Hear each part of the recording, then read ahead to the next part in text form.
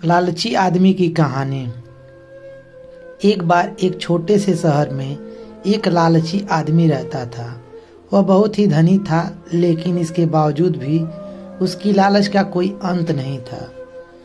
उसे सोना और कीमती वस्तुएं प्रिय थीं, लेकिन एक बात जरूर थी कि वह अपने बेटी को किसी भी चीज़ से ज़्यादा प्यार करता था। एक दिन उसे एक परी दिखाई दी। जब वो उसके पास आया तो उसने देखा पेड़ की कुछ शाखाओं में परी के बाल फंस गए थे। उसने उसकी मदद की और उन शाखाओं से परी को आज़ाद कर दिया।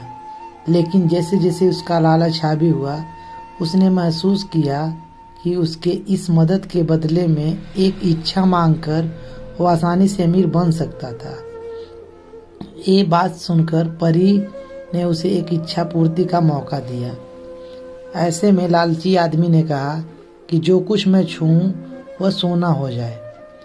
बदले में इच्छा पूरी को भी उस परी ने इच्छा पूरी कर दी। जब उसकी इच्छा पूर्ण हो गई, तब लालची आदमी अपनी पत्नी और बेटी से मिलने के बारे में सोचा और वह घर की तरफ भागा। उसे हर समय पत्थर और कंकड़ को छूते हुए सोने में परिवर्तित होते देखा, जिसे देखकर वह बहुत खुश हुआ।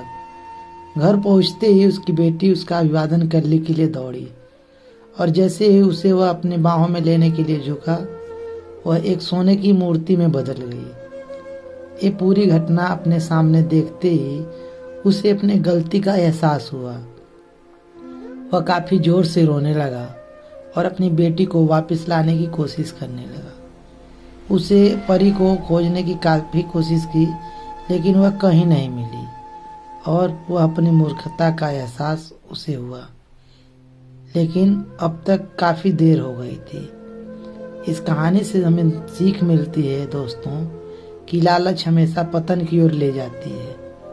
ज़रूरत से ज़्यादा लालच करने पर हमें हमेशा दुखी प्रदान होता है। दोस्तों, आज की हमारी कहानी कैसी लगी कमेंट करके ज़रूर बताइएगा। अगर आप चैनल पर नए हैं तो चैनल को सब्सक्राइब कीजिए, वीडियो को लाइक कीजिए। ऐसी ही कहानी आगे फिर आपको देख